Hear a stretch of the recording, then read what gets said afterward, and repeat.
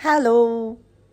Pudding আমার অনেক favourite, তাই আজকে চলে আসলাম একটা পুডিংয়ের রেসিপি নিয়ে।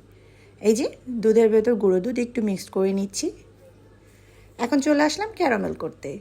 চিনি দিয়ে ক্যারামেল শুরু করে দিলাম, বাট আজকে আমি ক্যারামেলটা রেড কালার করব না, একটু হালকা হোয়াইট হোয়াইট রাখবো। 4টা ডিম দিয়ে দিচ্ছি, সাথে দিয়ে দিচ্ছি চিনি। ব্যাস একটু মিক্স আপ করে নিলাম।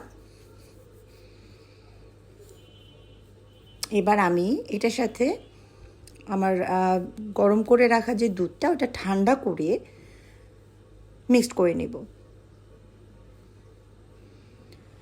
এই যে দেখেন মিক্স করে নিচ্ছি ভালোভাবে। 2-3 ফোঁটা ভ্যানিলা এসেন্স যোগ করে দিলাম।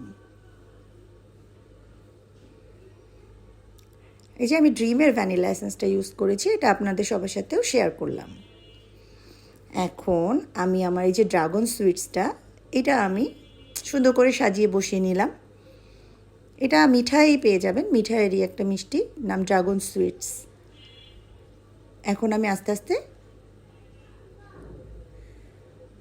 উপকরণটা মিক্সড করছি, যে ডিম আর দুধের। বাস মুখ আটকে দিলাম। এই যে ভাপে বসিয়ে দিলাম আমার রাইস কুকারে। একটু চাপা দিয়ে দিচ্ছি যাতে এবড়ো থেবড়ো না হয়ে যায়, সরে না যায়, এই জন্য।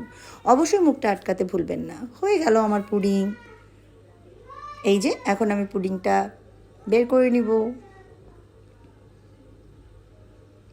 বের করে একটু ফ্রিজে রেখে তারপর পুডিংটা আমি সুন্দর করে কেটে ইয়াম্মি ইয়াম্মি করে খেয়ে নিব। ব্যাস হয়ে গেল আমার পুডিং তৈরি। It's dragon sweet pudding.